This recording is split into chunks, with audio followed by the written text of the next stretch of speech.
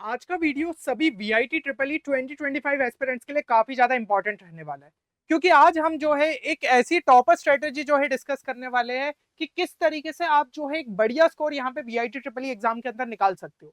क्योंकि ये एग्जाम ही ऐसा है जो कि आपका जेई मींस जितना मुश्किल होता नहीं है, और अगर कुछ टिप्स पे आपने यहाँ पे ध्यान दे लिया तो डेफिनेटली इस स्कोर तक यहाँ पे पहुंचा जा सकता है। और आप में से कई सारे स्टूडेंट्स की डिमांड आ रही थी कि भैया एप्टीट्यूड एंड इंग्लिश से रिलेटेड भी कुछ वीडियोस लाए, क्योंकि जेई के अंदर ये सेक्शन हमें देखने को नहीं मिलता है। तो अगर आप भी जो है इस पे वीडियोस चाहते हैं तो एक छोटा सा लाइक का टारगेट इस वीडियो पे लेते हुए चल रहे 200 प्लस का, अगर हम इस पे रीच करते तो डेफिनेटली इसके लिए भी जो है हम कुछ वीडियोस आपके लिए यहाँ पे लेके आएंगे। अब सबसे पहली टिप अगर हम यहाँ पे देखें तो पहली टिप मेरी यही रहेगी कि आपको जो है कंप्लीट सिलेबस पे यहाँ पे फोकस करना पड़ेगा, क्योंकि आपको ये चीज समझनी होगी कि अगर हम जो है ब्रोशर भी खोल के देखें, टोटल आपके जो है 24 यूनिट यहाँ पे दिए हुए। तो अगर आपने जो है इनमें से कोई भी यूनिट यहाँ पे छोड़ा तो दिक्कत ये होगी कि पेपर में कहीं से भी क्वेश्चन आ सकता है, क्योंकि कुछ पॉइंट्स को यहाँ पे ध्यान से समझिए। देखो यहाँ पे अगर हम टोटल क्वेश्चन की बात करें वीआईटी ट्रिपल ई में तो वो आपके 125 रहते हैं। अब उसमें से 15 क्वेश्चन तो हम जो है सब्ट्रैक्ट कर देते हैं, क्योंकि वो जो है आपके इंग्लिश और एप्टीट्यूड के पूछे जाते हैं, तो उसके बारे में अपन बाद में बात करते हैं। पर ये जो आपके बचे हुए 110 क्वेश्चन है, ये क्वेश्चन जो है ना किसी भी चैप्टर से पूछे जा सकते हैं जो कि आपके वीआईटी ट्रिपल ई सिलेबस के अंदर दिए हुए हैं। और दूसरी चीज ये हो जाती है कि भाई मल्टीपल स्लॉट्स जो है हमें वीआईटी ट्रिपल ई एग्जाम के लिए देखने को मिलते हैं, तो किसी भी शिफ्ट में जो है कोई भी चैप्टर्स का यहाँ पे वेटेज रह सकता है। तो हर शिफ्ट टू शिफ्ट यहाँ पे चीजें वेरी करेगी, तो हमें पता नहीं ना कि हमारी शिफ्ट में किस चैप्टर से ज्यादा क्वेश्चन पूछ लिए जाए। मान लो आपने वो चैप्टर ही छोड़ दिया था या वो यूनिट ही छोड़ दिया था और उससे ही ज्यादा क्वेश्चन आ गए, तो आपका तो पेपर बिगड़ जाएगा। इसलिए सबसे पहली और बड़ी टिप यहाँ पे यही रहेगी कि पूरा सिलेबस अच्छे तरीके से आपको करना है, और इसके लिए जो है सभी चैप्टर्स जो कि आपके ब्रोशर में दिए हुए हैं उनको कंप्लीट कर लीजिए। लेकिन अब दिक्कत यहाँ पे ये आती है कि बचे हुए टाइम के अंदर चीजों को करे कैसे, कोई प्लान ही नहीं है। तो यहाँ पे टेंशन लेने की जरूरत नहीं है। 40 डे का जो है टाइम टेबल ऑलरेडी मैं आपके लिए बना चुका हूँ। बचे हुए टाइम में अगर आपने इसको प्रॉपर तरीके से फॉलो कर लिया तो कोई भी चैप्टर आपका छूटेगा नहीं। आपको ये नहीं समझ में आ रहा होगा ना कि यूनिट्स में पर्टिकुलरली कौन कौन से चैप्टर दिए, क्योंकि उसमें तो यूनिट दिए हुए, तो इसके अंदर पूरी चीजों को जो है अलग अलग सेग्रीगेट कर दिया है। आपको डे वाइज चीजें मिल गई है कि ये चैप्टर पर्टिकुलर उन दिन को जो है अपन को निपटाना है। तो आप जरूर से जो है इस प्लान को यहाँ पे चेक कर लीजिएगा। इसकी लिंक जो है मैं डिस्क्रिप्शन में डाल दूंगा वीडियो की, वीडियो को जाके जरूर से यहाँ पे चेक कर लीजिएगा। और देखिए यहाँ पे एक सही में एक बहुत बड़ा चैलेंज यही रहता है कि भाई अब हमें चलो चैप्टर्स भी पता चल गए, लेकिन वो पर्टिकुलरली हम पढ़े कहाँ से, कौन सा सही सोर्स रह सकता है। तो यहाँ पे ऑलरेडी हमने आपके लिए जो है VIT triple E 2025 crash course को लॉन्च कर दिया है, जिसके अंदर सभी ये जो आपके चैप्टर वाइज या फिर यूनिट वाइज लेक्चर्स है वो आपको जो है देखने को यहाँ पे मिल जाएंगे। तो उनको ही अगर आप अच्छे तरीके से निपटा लेते हो तो आपकी प्रिपरेशन काफी अच्छे लेवल पे पहुंच जाएगी। इसके अलावा इसके अंदर काफी सारी जो है शॉर्ट ट्रिक्स देखने को मिल जाएगी, जिससे आपकी स्पीड बहुत अच्छे लेवल पे जो है बूस्ट हो जाती है, क्योंकि मेन गेम तो वीआईटी ट्रिपल ई में स्पीड का ही रहता है। और तीसरी चीज इसके अंदर एप्टीट्यूड इंग्लिश भी जो है मिल जाता है। तो अगर आपको जो है ये दिक्कत रहती है कि एप्टीट्यूड इंग्लिश कहाँ से करे, तो वो भी आपका यहाँ पे प्रॉब्लम सॉल्व हो जाती है। उसके अलावा एक्सक्लूसिव क्वेश्चन बैंक मिल जाएगा सभी सब्जेक्ट का, जिसके अंदर काफी ज्यादा रेलिवेंट क्वेश्चन है वीआईटी ट्रिपल ई के। फिर शॉर्ट नोट्स जो है आपको पीसीएम के देखने को मिल जाएंगे, और 10 यहाँ पे मॉक टेस्ट भी आपके लिए अवेलेबल है। मतलब एक पूरा कंप्लीट पैकेज है, और बहुत ही जो है कम प्राइस पे यहाँ पे रखा गया है। उसके ऊपर से एक 1500 का डिस्काउंट कूपन कोड भी है जो कि डिस्क्रिप्शन में देखने को मिल जाएगा, तो जाके वहां से चेक कर लीजिएगा। फिर भी कोई कोर्स रिलेटेड क्वेरी है तो गिवन नंबर पे हमारी टीम को आप व्हाट्सएप या फिर कॉल कर सकते हैं। अब हम चलते हैं यहाँ पे नेक्स्ट स्टेप पे। नेक्स्ट स्टेप ये है कि भाई एप्टीट्यूड और इंग्लिश को बिल्कुल भी लास्ट के लिए मत छोड़ना। कई स्टूडेंट्स ऐसे रहते हैं भाई एक दो दिन में कर लेंगे ना, नहीं भाई, इसके अंदर 15 क्वेश्चन है जो कि पूछे जाएंगे। 15 में से 15 सही कर दिए ना तो बहुत बड़ी बात रहेगी, और आपको एक अच्छा खासा बूस्ट यहाँ पे मिल जाएगा। और ज्यादातर स्टूडेंट्स ये चीज जरूर से जो है पॉसिबल कर सकते हैं, बस थोड़ी आपको जो है अच्छे तरीके से यहाँ पे प्रैक्टिस रखनी है, और यहाँ पे जो है ये चीज अचीव हो सकती है।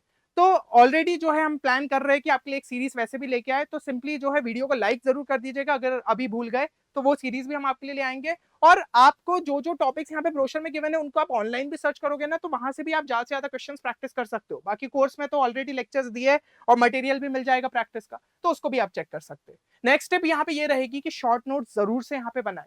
शॉर्ट नोट्स बनाने में क्यों बार बार बोल रहा हूँ, क्योंकि लास्ट में हमारे पास ये टाइम नहीं रहेगा कि हम लेक्चर्स उठा के देखें या फिर जो है हम यहाँ पे पूरी बुक खोल के देखें, नहीं, उतना टाइम नहीं रहेगा। तो जब भी अभी चीजों को जो है आप पढ़ रहे हो, रिवाइज कर रहे हो, और यहाँ पे आप एक चीज समझ लो, वीआईटी ट्रिपल ई में कई सारे फॉर्मूला बेस्ड क्वेश्चंस आते हैं, तो उसके लिए डायरेक्ट फॉर्मूला हमारे दिमाग में सेट रहने चाहिए, डिराइव करने का टाइम नहीं रहेगा, और भूल गए तो फिर जो है फ्री का एक नंबर चला गया। तो ये चीजों का आपको ध्यान रखना है। और जब भी थ्योरी रिवाइज कर रहे हो, सिंपली जो है सेपरेट शीट में यहाँ पे फॉर्मूलेस लिखते जाओ। जितने इंपॉर्टेंट कॉन्सेप्ट्स है, फॉर्मूलेस है, कुछ इंपॉर्टेंट अगर टेबल्स है, तो वो सब चीजें आपको जो है आपके शॉर्ट नोट्स में यहाँ पे मौजूद रहनी चाहिए। और जैसा कि मैंने कहा कोर्स में आपको ये सब पैकेज हमने अवेलेबल करा दिया, क्योंकि हमें पता है ना कि अगर आपको टॉपर बनाना है तो ये सब चीजों की रिक्वायरमेंट रहती है। नेक्स्ट अगर मैं यहाँ पे बात करूं तो टिप 4 यहाँ पे ये क्या हो जाती है कि स्पीड ही आपको जो है इस एग्जाम के अंदर बचा सकती है। क्योंकि समझिए 125 क्वेश्चन आपको 150 मिनट में करना है, तो सिंपल सा कैलकुलेशन है कि पर क्वेश्चन अगर मैं बात करूं तो यहाँ पे एवरेज टाइम कितना मिल जाता है, सिर्फ 72 सेकेंड्स, मतलब 1 मिनट से थोड़ा सा ज्यादा टाइम।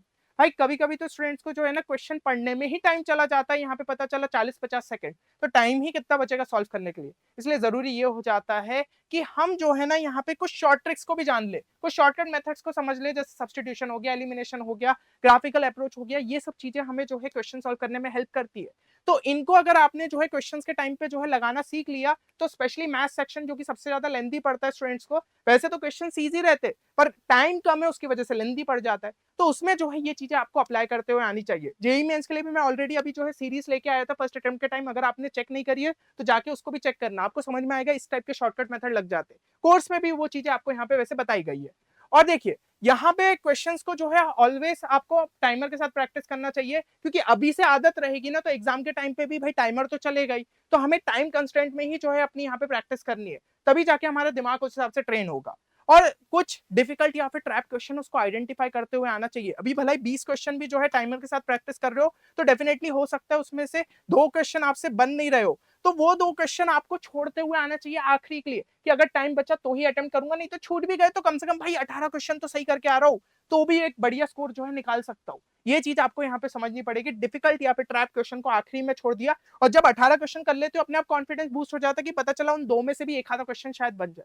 ये चीज जनरली स्टूडेंट्स के साथ होती है, तो इस आपको जो है यहाँ पे मतलब इस माइंडसेट के साथ यहाँ पे वर्क करना होगा। एंड लास्ट टिप आपकी यहाँ पे क्या रहेगी कि मॉक टेस्ट जरूर से अटेम्प्ट करें। अगर कोई स्टूडेंट सोच रहा है कि भाई सिलेबस ही कंप्लीट कर लूं काफी रहेगा वीआईटी ट्रिपल के लिए, नहीं, आपको मॉक टेस्ट देने पड़ेंगे, क्योंकि हमें पहले तो भाई जेई के फेस से बाहर निकलना पड़ेगा। हम अभी जेई मेंस के फेस में अटके हुए 75 क्वेश्चन 180 मिनट में करना है, अरे भैया यहाँ पे जो है क्वेश्चंस भी बढ़ गए और टाइम भी अपना कम हो गया है, तो आपको अगर इस चैलेंज को जो है पूरा करना है तो मॉक टेस्ट देना पड़ेगा, ताकि हमारी स्पीड ज्यादा से ज्यादा जो है आपकी इंप्रूव हो पाए, आपको समझ में आए कि अभी एक्चुअली आप स्टैंड कहां कर रहे हो और किस तरीके से कितनी स्पीड इंप्रूव करने की जरूरत है।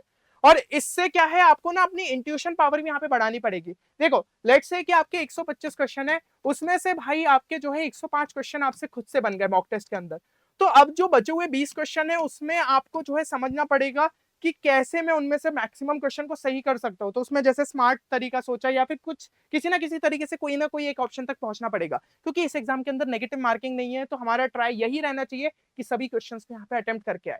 तो ये चीज का जो है अगर आपने सारी टिप्स का यहाँ पे ध्यान रखा तो डेफिनेटली वीआईटी के अंदर जो है एक अच्छा स्कोर यहाँ पे निकाल सकते हो। अब कमेंट सेक्शन में एक चीज लिखना ना भूले कि वीआईटी ट्रिपल इज इजी।